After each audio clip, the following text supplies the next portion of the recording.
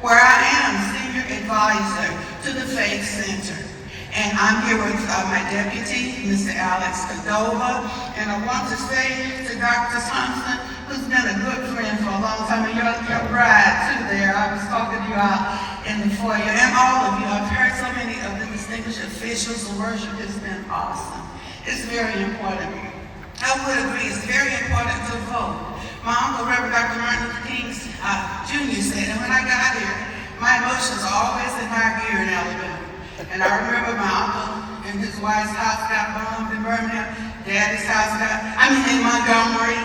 Dad's house, A.D. King and Naomi, got bombed over in Birmingham. And my emotions will go there for a minute. But today, right now, we have an obligation and a responsibility. Absolutely, we must vote. But I want to speak to the pastors who have churches and you're overseeing there, and the leaders and the educators. We're talking about the youth right now, the children, and educating them. Did you know, if you have church property, you can have a community farm. You can teach those children how to grow things and eat things and not going to end up with high blood pressure and diabetes and all of that. That is the official message that I have to you.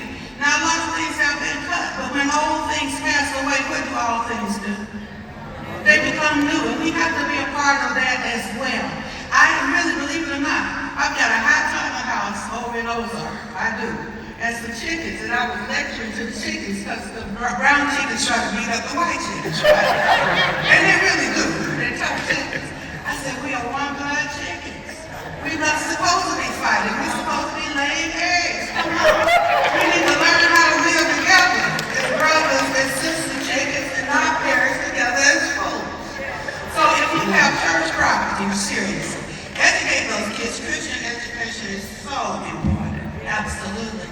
But take some of that land and don't let them grow weed on it. Okay, I'm sorry, could I say that? Put some collard greens and things like that. Now, we didn't change the SNAP program because people were able to get potato chips and M&Ms and honey buns and all that stuff. So I said, no, can they have some greens? So we cooked some greens off the farm and stirred them into some eggs and took them over to the school. And the little children ate them and they said, can I have some more? Can I have some more? Can I have some more?